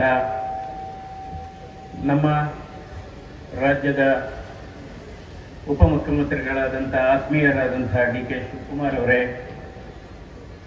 ಹಾಗೂ ಇದರ ಅಧ್ಯಕ್ಷರಾದಂಥ ಎಚ್ ಕೆ ಶ್ರೀಕಂಠ್ ಅವರೇ, ವಿಧಾನ ಪರಿಷತ್ ಸದಸ್ಯರಾದಂಥ ರವಿ ಅವರೇ, ಕರಿಯಪ್ಪನವರ ಎಲ್ಲ ಅನುಯಾಯಿಗಳೇ ಮತ್ತು ಅಧ್ಯಾಪಕ ವರ್ಗದವರೇ ಮತ್ತು ಎಲ್ಲ ದಾನಿಗಳೇ ಮತ್ತು ಈ ಕ್ಷೇತ್ರದ ಎಲ್ಲ ಬಂಧುಗಳೇ, ತಮ್ಮೆಲ್ಲರಿಗೂ ನನ್ನ ಹೃದಯಸ್ಪರ್ಶಿ ಧನ್ಯವಾದಗಳು ಮತ್ತು ನಮಸ್ಕಾರಗಳು. ಈಗಾಗಲೇ ನಮ್ಮ ಉಪಮುಖ್ಯಮಂತ್ರಿಗಳಾದಂಥ ಡಿ ಕೆ ಶಿವಕುಮಾರ್ ಅವರು ಸುದೀರ್ಘವಾಗಿ ಈ ಅವರ ವಿದ್ಯಾರ್ಥಿ ಜೀವನ ಯಾವ ರೀತಿ ಪ್ರಯಾಣ ಸಾಗ್ತು ಅದರ ಬಗ್ಗೆ ಹೇಳಿದ್ದಾರೆ. ಬಿಸಿಲು ಕೂಡ ಇದೆ, ತಮ್ಮ ಪರಿಸ್ಥಿತಿಯನ್ನು ಕೂಡ ನಾವು ಅರ್ಥ ಮಾಡ್ಕೋಬೇಕಾಗತ್ತೆ. ನಾನು ಹೆಚ್ಚು ಮಾತಾಡಲಿಕ್ಕೆ ಹೋಗೋದಿಲ್ಲ. ಯಾಕೆಂದ್ರೆ ಇವತ್ತು ನೋಡಿ, ಅವರು ಹುಟ್ಟಿದ್ದು ರಾಮನವಮಿ, ಹೋಗಿದ್ದು ರಾಮನವಮಿ ಮತ್ತು ಇವತ್ತು ನಾವು ಆಚರಣೆ ಮಾಡ್ತಾ ಇರೋದು ಕೂಡ ರಾಮನವಮಿ. ಈ ಕಾಕತಾಳೀಯವನ್ನು ನೋಡಿದರೆ ಇದು ಅವರು ಕರಿಯಪ್ಪನವರು ದೇವರು ಈ ಭೂಮಿಗೆ ಕಳಿಸಿದಂಥ ದೇವದೂತ ಮತ್ತು ದೇವರು ಭೂಮಿಗೆ ಕಳಿಸಿದಂಥ ಒಂದು ರಾಯಭಾರಿ ಅಂತಲೇ ನಾವು ಹೇಳಬೇಕಾಗುತ್ತೆ. ಯಾಕೆಂದರೆ ದೇವರು ಎಲ್ಲರಿಗೂ ಬಂದು ಸಹಾಯ ಮಾಡಲಿಕ್ಕಾಗೋದಿಲ್ಲ. ನೀವು ಸಮಾಜ ಸೇವೆ ಮಾಡಬೇಕು, ಬಡವರ ಕಣ್ಣೀರನ್ನು ಒರೆಸಬೇಕು, ನೋವನ್ನು ಅಳಿಸಬೇಕು ಮತ್ತು ಈ ಕ್ಷೇತ್ರದಲ್ಲಿ ವಿದ್ಯಾದಾನ ಮಾಡಬೇಕು ಅಂತ ಇಂಥ ಮಹಾನ್ ವ್ಯಕ್ತಿಯನ್ನ ಅವರು ಇವತ್ತು ಕಳಿಸಿ, ಅಂದರೆ ಯಾವಾಗಲೂ ಅಷ್ಟೇ ಭೌತಿಕವಾಗಿ ಕರಿಯಪ್ಪನವರು ನಮ್ಮ ಮುಂದೆ ಇಲ್ಲ, ಭೌತಿಕವಾಗಿ ಇಲ್ಲ. ಆದರೆ ಅವರ ಮಾಡಿದಂಥ ಸಮಾಜ ಸೇವೆ, ಅವರು ಈ ಶೈಕ್ಷಣಿಕ ಕ್ಷೇತ್ರಕ್ಕೆ ಕೊಟ್ಟಂಥ ಗಣನೀಯ ಸೇವೆ ಅವರನ್ನು ನಮ್ಮ ಮಧ್ಯೆ ಇನ್ನೂ ಜೀವಂತವಾಗಿ ಇಟ್ಟಿದೆ. ಅದರಿಂದ ಇಂಥ ಮಹಾ ಸಾಧಕರಿಗೆ ಅವರಿಗೆ ಸಾವಿಲ್ಲ ಅಂತಲೇ ಹೇಳಬೇಕಾಗುತ್ತೆ. ಭೌತಿಕವಾಗಿ ಇಲ್ಲ ಅಂದರೂ ಕೂಡ ಅವರು ಯಾವಾಗಲೂ ಅಜರಾಮರಾಗಿ ನಮ್ಮ ಮನದಲ್ಲಿ ಉಳಿತಾರೆ. ಯಾಕೆಂದರೆ ಶಿಕ್ಷಣ ಒಂದು ಬದುಕು, ಶಿಕ್ಷಣ ಒಂದು ಭವಿಷ್ಯ, ಶಿಕ್ಷಣ ಒಂದು ನಮ್ಮ ಜೀವನಕ್ಕೆ ರಕ್ಷಾ ಕವಚ ಅನ್ನುವ ಪರಿಕಲ್ಪನೆ ಇತ್ತು ಅವರಿಗೆ.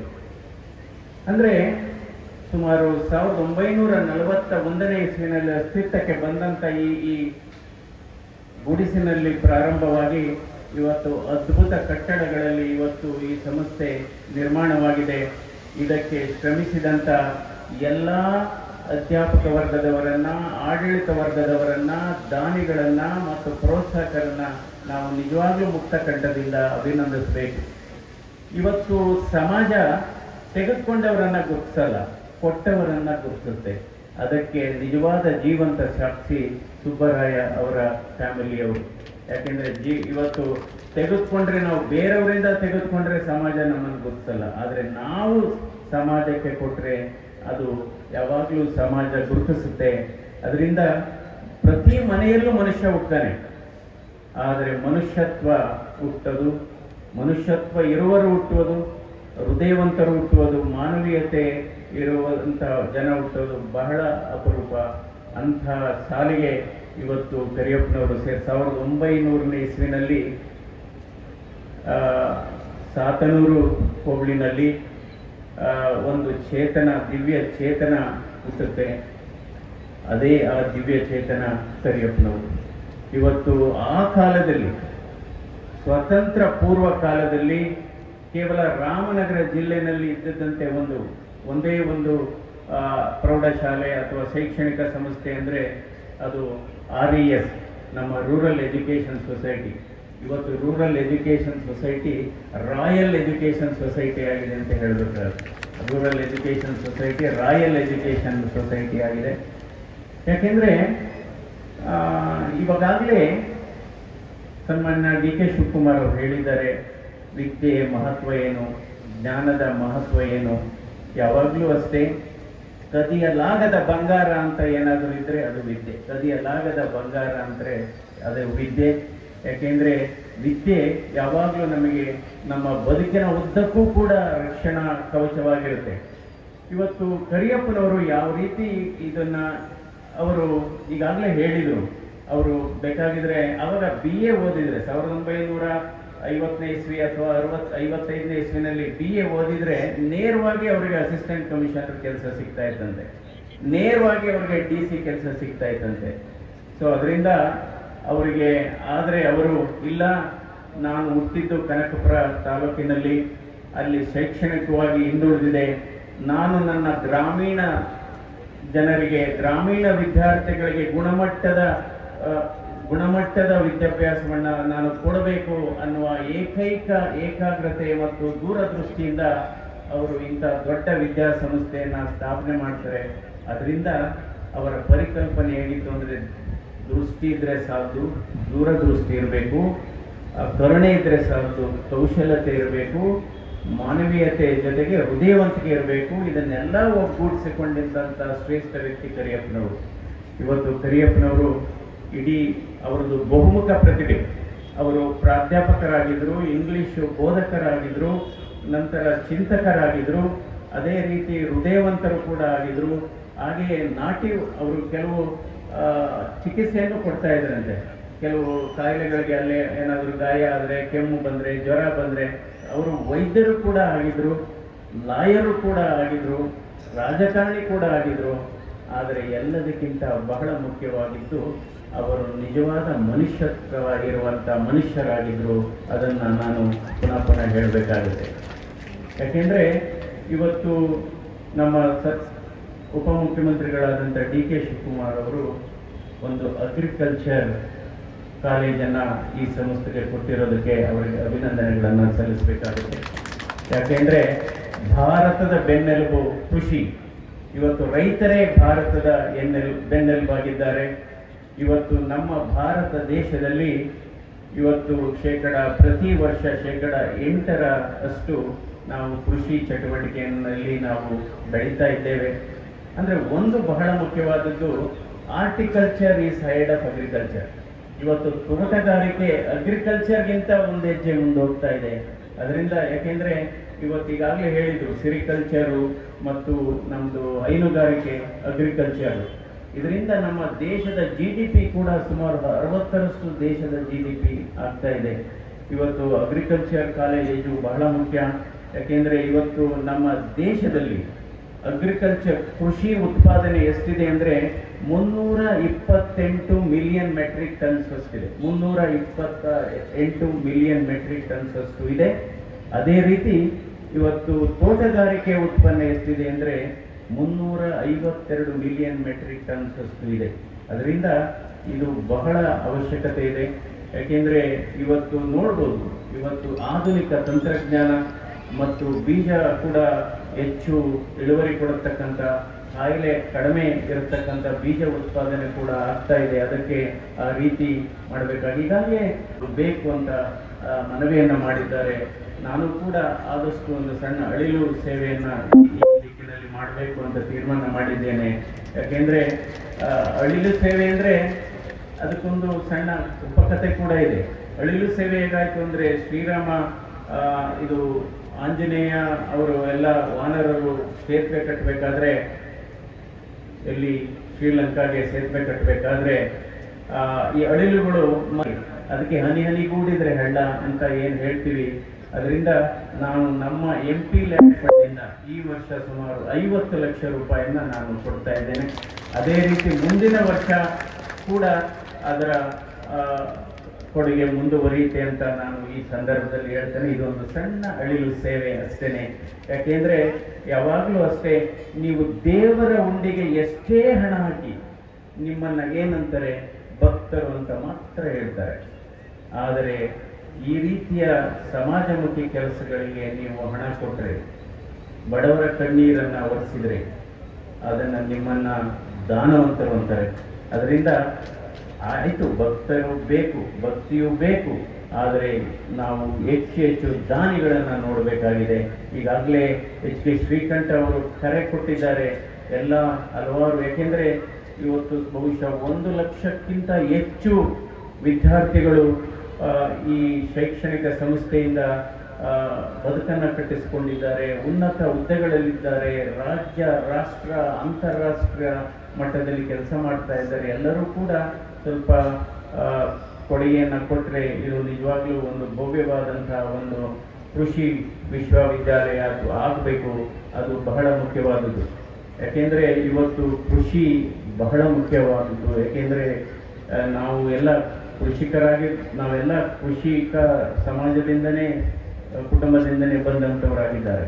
ಹೀಗಾಗಿ ಇವತ್ತು ಕರಿಯಪ್ಪನವರದ ಅವರ ಬದುಕೇ ಒಂದು ಆದರ್ಶ, ಅವರ ಬದುಕೇ ಒಂದು ಸಂದೇಶ. ಬಹುಶಃ ಕರಿಯಪ್ಪನವರ ಆತ್ಮಚರಿತ್ರೆ ಏನಿದೆ ಅದನ್ನು ಯಾವುದಾದ್ರೂ ಒಂದು ಪಠ್ಯ ಪುಸ್ತಕದಲ್ಲಿ ಒಂದು ಚಾಪ್ಟರ್ ಬರಬೇಕು ಅಂತ ನನ್ನ ಭಾವನೆ. ಯಾಕೆಂದರೆ ಅದು ಹಲವಾರು ವಿದ್ಯಾರ್ಥಿಗಳಿಗೆ, ಮುಂದಿನ ಪೀಳಿಗೆಯ ವಿದ್ಯಾರ್ಥಿಗಳಿಗೆ ಅದು ಒಂದು ಆದರ್ಶ ಆಗುತ್ತೆ, ಒಂದು ಪ್ರೇರಣೆ ಆಗುತ್ತೆ. ಇದು ಬಹಳ ಮುಖ್ಯ. ಅಂದರೆ ಅವರ ಬಗ್ಗೆ ಒಂದು ಚಾಪ್ಟರು ಮತ್ತು ಈ ಕಿರುಚಿತ್ರವನ್ನು ಕೂಡ ಅದ್ಭುತವಾಗಿ ಮಾಡಿದ್ದಾರೆ. ಇದನ್ನೇ ಕೂಡ ನಮ್ಮ ಕ್ಷೇತ್ರದಲ್ಲಿ ಎಲ್ಲ ರಾಮನಗರ ಜಿಲ್ಲೆ ಆಗ್ಬೋದು ಅಥವಾ ಇತರ ಜಿಲ್ಲೆಗಳಲ್ಲಿ ನಾವು ಅದನ್ನು ಪ್ರದರ್ಶನವನ್ನು ಕೂಡ ಮಾಡಿದರೆ ಎಷ್ಟೋ ಜನರಿಗೆ ಪ್ರೇರಣೆ ಆಗುತ್ತೆ. ಯಾಕೆಂದರೆ ಇವತ್ತು ನಾವು ವೇದಗಳನ್ನು ಓದ್ತೇವೆ, ವೇದವನ್ನು ಓದಬೇಕು, ಅದರ ಜೊತೆಗೆ ವೇದನೆಯನ್ನು ಅರ್ಥ ಮಾಡ್ಕೋಬೇಕಾಗುತ್ತೆ. ಆವಾಗ ನಾವು ಸಮಾಜ ಸೇವೆಯನ್ನು ಯಾವಾಗಲೂ ಅಷ್ಟೇ, ಒಬ್ಬರು ಎಲ್ಲರಿಗೂ ಸಹಾಯ ಮಾಡಲಿಕ್ಕಾಗಲ್ಲ, ಎಲ್ಲರೂ ಒಬ್ಬೊಬ್ಬರಿಗೆ ಸಹಾಯ ಮಾಡ್ಬೋದು. ಆ ಚಿಂತನೆ, ಯಾಕೆಂದರೆ ಕರಿಯಪ್ಪನವರ ಈ ಸಂಸ್ಥೆ ನಡೆದು ಬಂದ ದಾರಿಯನ್ನು ನಾವು ನೋಡಿದಂಥ ಸಂದರ್ಭದಲ್ಲಿ ಅವರು ಕೇವಲ 10 ರೂಪಾಯಿ ಮಾತ್ರ ಅಂತ ಅಡ್ಮಿಷನ್ ಫೀಸ್, ಕೇವಲ 10 ರೂಪಾಯಿ. ಇನ್ನು 10 ಕೊಳಗ ಭತ್ತ ಇಲ್ಲ, 10 ಕೊಳಗ ರಾಗಿ, 10 ಕೊಳಗ ಇದು ಜೋಳ, ಇಷ್ಟು ಮಾತ್ರ ತೆಗೆದುಕೊಳ್ತಾ ಇದ್ರಂತೆ. ಸೊ ಅದರಿಂದ ಅಂದರೆ ಪದವೀಧರರಿಗೂ ವಿದ್ಯಾವಂತರಿಗೂ ಬಹಳ ವ್ಯತ್ಯಾಸವಿದೆ. ಪದವೀಧರರು ಅಂದರೆ ಪರೀಕ್ಷೆಗಳನ್ನು ಬರೆದು ಕೇವಲ ಅಂಕಗಳನ್ನು ಗಳಿಸಿ ನಂತರ ಒಳ್ಳೆ ಮಾರ್ಕ್ಸ್ ಕಾರ್ಡ್ ಇಟ್ಕೊಂಡು ಪೇಪರ್ ಇಟ್ಕೊಂಡು ಓಡಾಡುವವರು ಪದವೀಧರರು.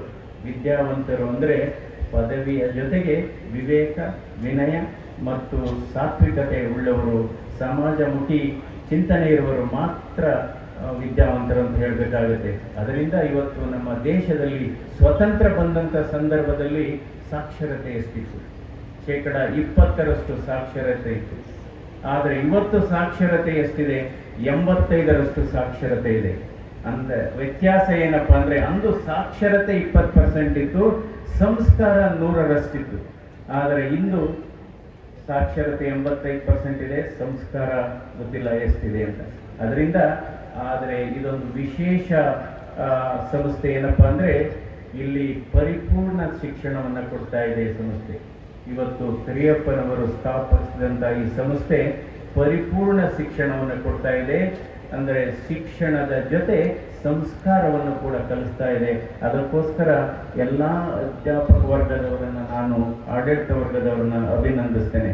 ಇದು ನಿಜವಾಗ್ಲೂ ಒಂದು ಇವತ್ತು ಗುಡಿಸಿನಲ್ಲಿ ಹುಟ್ಟಿದ ಈ ರೂರಲ್ ಎಜುಕೇಷನ್ ಸೊಸೈಟಿ ಏನಿದೆ, ಇವತ್ತು ಕರಿಯಪ್ಪನವರ ನಿರಂತರವಾದ ಪರಿಶ್ರಮದಿಂದ, ಅವರ ಪಾರದರ್ಶಕತೆಯಿಂದ ಇದು ಕನಕಪುರದ ಶೈಕ್ಷಣಿಕ ಗಂಗೋತ್ರಿ ಅಂತಲೇ ಹೇಳಬೇಕಾಗುತ್ತೆ. ಶೈಕ್ಷಣಿಕ ಗಂಗೋತ್ರಿಯಾಗಿ ಹೊರಹೊಮ್ಮಿದೆ. ಅದೇ ರೀತಿ ಎಲ್ಲ ವರ್ಗದ ಮಕ್ಕಳಿಗೆ, ವಿದ್ಯಾರ್ಥಿಗಳಿಗೆ ಇದು ಶೈಕ್ಷಣಿಕ ಕಲ್ಪವೃಕ್ಷ ಅಂತಲೂ ಕೂಡ ನಾನು ಹೇಳೋದಕ್ಕೆ ಇಷ್ಟಪಡ್ತೇನೆ. ಕಲ್ಪವೃಕ್ಷ ಅಂತ ಹೇಳಕ್ಕೆ ಹೇಳ್ತೇನೆ. ಹಾಗೆಯೇ ಈ ಶಿಕ್ಷಕರನ್ನು ಕೂಡ ನಾನು ಅವ್ರನ್ನ, ಮಕ್ಕಳು ಅಧಿಕ ಸಂಖ್ಯೆಯಲ್ಲಿ ಇದ್ದಾರೆ. ಯಾಕೆಂದರೆ ಕನಸುಗಳು ಬಹಳ ಬೇಕಾ. ಕಣ್ಣುಗಳು ಚಿಕ್ಕದಾಗಿರ್ಬೋದು, ಕನಸುಗಳು ದೊಡ್ಡದಾಗಿರ್ಬೇಕು. ಇದು ಬಹಳ ಮುಖ್ಯ. ಕಣ್ಣುಗಳು ಚಿಕ್ಕದಾಗಿದ್ರು ಕೂಡ ಕನಸುಗಳು, ಪ್ರಯತ್ನಗಳು ಬಹಳ ಮುಖ್ಯ. ಫಲಿತಾಂಶ ಅದಕ್ಕಿಂತ ಪ್ರಯತ್ನಗಳು ಬಹಳ ಮುಖ್ಯವಾದದ್ದು. ಅಂದರೆ ಯಾವ ರೀತಿ ಈ ಸಂಸ್ಥೆ ಕೆಲಸ ಮಾಡಿದೆ ಅನ್ನೋದಕ್ಕೆ ನಾನು ಇದೊಂದನ್ನು ತಮ್ಮ ಮುಂದೆ ಓದಬೇಕು ಅಂತ ನನಗೆ ಬಹಳ ಇಷ್ಟ. ಅಂದರೆ ಇದರಲ್ಲಿ ಏನು ಬರೆದಿದ್ದಾರೆ ಅದನ್ನು ಚಾಚೂ ತಪ್ಪದೆ ಈ ಸಂಸ್ಥೆ ಪಾಲಿಸ್ಕೊಂಡು ಬಂದಿದೆ. ಒಬ್ಬ ಶ್ರೇಷ್ಠ ತಂದೆ ತಾಯಿ ತನ್ನ ಮಗಳನ್ನು ಶಾಲೆಗೆ ಸೇರಿಸುವಾಗ ಶಿಕ್ಷಕರಿಗೆ ಮಾಡಿಕೊಂಡ ಕಳಕಳಿಯ ವಿನಂತಿ. ಆತ್ಮೀಯ ಶಿಕ್ಷಕ ಬಂಧುಗಳೇ, ಇದು ನನ್ನೊಂದಿಗೆ ಹುಟ್ಟಿಕೊಂಡ ಕನಸುಗಳನ್ನು ನಿಮ್ಮೊಂದಿಗೆ ಹಂಚಿಕೊಳ್ಳುವ ಪ್ರಯತ್ನವಷ್ಟೇ. ದಯವಿಟ್ಟು ನನ್ನ ಮಗನಿಗೆ ಮಗಳಿಗೆ ಅಂಕಗಳ ಹುಚ್ಚು ಇಳಿಸಬೇಡಿ. ಒಂದು ಉನ್ನತ ಹುದ್ದೆ ಇಳಿಯೋದಕ್ಕಾಗಿ ನೀನು ಓದಲಿಕ್ಕೆ ಬಂದಿದ್ದೀಯಾ ಎಂದು ದಯವಿಟ್ಟು ಹೇಳಿಕೊಡಬೇಡಿ. ಕೆಲಸ ಯಾವುದೇ ಇರಲಿ ಅದನ್ನು ಪ್ರಾಮಾಣಿಕವಾಗಿ, ಖುಷಿಯಿಂದ, ಹೆಮ್ಮೆಯಿಂದ, ನಿಷ್ಠೆಯಿಂದ ಮಾಡುವುದೇ ಶ್ರೇಷ್ಠ ಎಂಬುದನ್ನು ಹೇಳಿಕೊಡಿ. ಅವನಿಗೆ ಅವಳಿಗೆ ಉತ್ತಮ ಪುಸ್ತಕಗಳ ಹುಚ್ಚು ಹಿಡಿಯುವಂತೆ ಮಾಡಿ, ಶಾಲೆಗಳ ಪುಸ್ತಕಗಳಷ್ಟೇ ನಮ್ಮ ಮಿತಿ ಎಂಬ ಭ್ರಮೆ ಹುಟ್ಟಿಸಬೇಡಿ. ಭಯದಲ್ಲಿ ನಡುಗುವ ಬದಲು ಖುಷಿಯಿಂದ ಶಿಸ್ತಿಗೆ ಒಡ್ಡಿಕೊಳ್ಳುವುದನ್ನು ಹೇಳಿಕೊಡಿ. ಅವನಿಗೆ ಅವಳಿಗೆ ಬದುಕು ಕಲಿಸಿ, ಕಷ್ಟಗಳಲ್ಲಿ ಓಡಿ ಹೋಗುವ, ಸುಖ ಬಂದಾಗ ಕುಣಿದಾಡುವರ ಬದಲು ಸಮಚಿತ್ತದಿಂದ ಇರುವುದನ್ನು ಹೇಳಿಕೊಡಿ. ನೋವಿನಲ್ಲೂ ನಗುವುದನ್ನು ಕಲಿಸಿ. ಎಂದಿಗೂ ಜಾತಿಯ ಬೀಜ ಮೊಳೆಯದಂತೆ ನೋಡಿಕೊಳ್ಳಿ. ಎಂದಿಗೂ ಜಾತಿಯ ಬೀಜ ಮೊಳೆಯದಂತೆ ನೋಡಿಕೊಳ್ಳಿ. ಹಾಗೆಯೇ ಕುತೂಹಲವನ್ನು ತುಂಬಿ, ಬೀಜ ಮೊಳೆಯುವುದನ್ನು ಕಾಯುವ ಕುತೂಹಲ ತುಂಬಿ, ಗಿಡ ನೆಡಲು ಪಣ ತೊಡುವ ಮನಸ್ಸು ಬರುವಂತೆ ಮಾಡಿ, ಬದುಕಿನಲ್ಲಿ ಮೋಸ ಮಾಡಿ ಗೆಲ್ಲುವುದಕ್ಕಿಂತ ಪ್ರಾಮಾಣಿಕವಾಗಿ ಸೋಲುವುದನ್ನು ಕಲಿಸಿ. ಅನ್ಯಾಯ ಮಾಡಿ ಗಳಿಸುವುದಕ್ಕಿಂತ, ಒಬ್ಬರಿಗೆ ನೋವು ಮಾಡಿ ಪಡೆಯುವುದಕ್ಕಿಂತ ಪ್ರಾಮಾಣಿಕತೆಯಿಂದ ಸಾಧಿಸಲು ತಿಳಿಸಿ. ಜೀವನ ತುಂಬ ಸುಂದರವಾಗಿದೆ ಎಂಬುದನ್ನು ಹೇಳಿಕೊಡಿ. ಪ್ರತಿ ಕ್ಷಣದಲ್ಲೂ ಖುಷಿ ಇದೆ ಎಂಬುದನ್ನು ತಿಳಿಸಿ. ಹೆಣ್ಣನ್ನು ಗೌರವಿಸುವ ದೀಪ ದುರ್ಬಲರನ್ನು, ವಯೋವೃದ್ಧರನ್ನು ನೋಡಿ ಮರುಗುವ ಗುಣ ಕಲಿಸಿ. ಕಷ್ಟದಲ್ಲಿ, ನೋವಿನಲ್ಲಿರುವ ಸಹಾಯಕ್ಕೆ ಧಾವಿಸುವ ಛಲ ಬರುವಂತೆ ಮಾಡಿ. ನಾನು ಅವಳನ್ನು ಒಬ್ಬ ಡಾಕ್ಟರು, ಇಂಜಿನಿಯರು, ಉನ್ನತ ಅಧಿಕಾರಿಗಿಂತ ಒಳ್ಳೆಯ ಮನುಷ್ಯರಾಗಿ ಬಾಳುವುದನ್ನು ಕಾಣಬಯಸುತ್ತೇನೆ. ಅವನಿಗೆ ಇಂಥ ಗುಣವನ್ನು ರೂಢಿಸಿದರೆ ನಾನು ನಿಮಗೆ ಚಿರಋಣಿ. ಇದು ಕರಿಯಪ್ಪನವರ ಸಂದೇಶ ಅಂತ ನಾನು ಅನ್ಕೋತೀನಿ. ಯಾಕೆಂದರೆ ಅವರು ಈ ಸಂಸ್ಥೆಯಲ್ಲಿ ಸಂಸ್ಕಾರವನ್ನು ಕಲಿಸಿದ್ದಾರೆ, ಸಮಚಿತ್ತವನ್ನು ಕಲಿಸಿದ್ದಾರೆ, ವಿದ್ಯೆಯನ್ನು ಕಲಿಸಿದ್ದಾರೆ, ಅವರ ಭವಿಷ್ಯವನ್ನು ರೂಪಿಸಿದ್ದಾರೆ. ಯಾಕೆಂದರೆ ಅವರು ಎಷ್ಟು ಪ್ರಾಮಾಣಿಕರು ಅಂದರೆ, ಅವರು ಜಾಫರ್ ಶರೀಫ್ ಅವರು ಚುನಾವಣೆಗೆ ನಿಂತಾಗ ಚುನಾವಣೆಗೆ ಕೊಟ್ಟಂಥ ಹಣವನ್ನು ಖರ್ಚಿಗೆ ಇಲ್ಲ, ಚುನಾವಣೆ ಆದಮೇಲೆ ಗೆದ್ದ ನಂತರ ಇಷ್ಟು ಉಳಿದಿದೆ ಅಂತ ವಾಪಸ್ ಕೊಡ್ತಾರೆ. ಇದು ಎಷ್ಟು ಯಾವ ರೀತಿ ಅವರ ನಿಷ್ಠೆಯನ್ನು ತೋರಿಸುತ್ತೆ. ಅದೇ ರೀತಿ ಆಡಳಿತ ವರ್ಗ ಕೂಡ ಇವತ್ತು ಎಚ್ ಕೆ ಶ್ರೀಕಂಠ್ ಅವರು ಇವತ್ತು ಲಕ್ಷ್ಮಣ್ ಅವರು ಇಲ್ಲಿದ್ದಾರೆ. ಸುಮಾರು 7-8 ವರ್ಷದಿಂದ ಮಧ್ಯಾಹ್ನದ ಊಟವನ್ನು ಕೊಡುವಂತಹ ದಾನಿಗಳಾಗಿದ್ದಾರೆ. ಇಲ್ಲಿ ಎಲ್ಲ ಮಕ್ಕಳಿಗೆ ಊಟವನ್ನು ಕೊಡತಕ್ಕಂಥ.